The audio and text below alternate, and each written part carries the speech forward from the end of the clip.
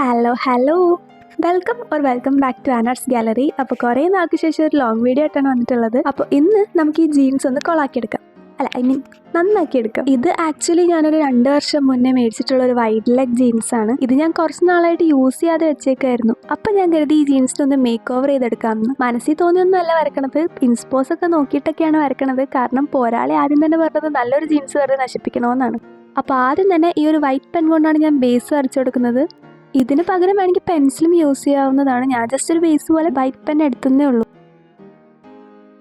അങ്ങനെ ഇൻസ്പോസ് ഒക്കെ നോക്കി ഇതേപോലെ ഒരു സ്പാർക്ക് ഡിസൈനാണ് വരച്ചു കൊടുക്കുന്നത്.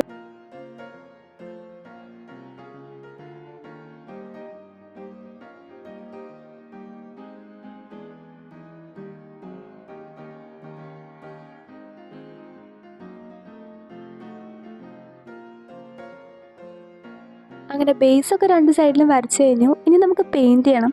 അപ്പോൾ ഇത്രയും ഫാബ്രിക് കളർ പെയിൻ്റാണ് എൻ്റെ ഉള്ളത്. അപ്പോൾ ഇതിൽ ഏത് വേണം എന്നുള്ള കൺഫ്യൂഷനായിരുന്നു.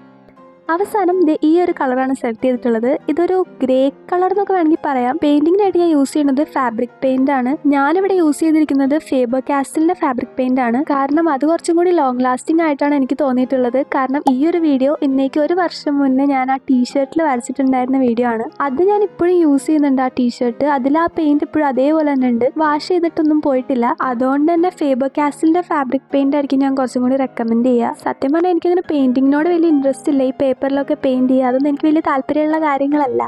പിന്നെ ഫാബ്രിക് പെയിൻ്റാണ് ഞാൻ കുറച്ചും കൂടി ഇൻട്രസ്റ്റോടെ ഇരുന്ന് ചെയ്യാറ്. കാരണം മേക്ക് ഓവർ ഒക്കെ ചെയ്യാൻ എനിക്ക് ഭയങ്കര ഇഷ്ടമാണ്. അല്ലാണ്ടുള്ള പെയിൻറ്റിംഗ് ഒന്നും എനിക്ക് വലിയ താല്പര്യമില്ല.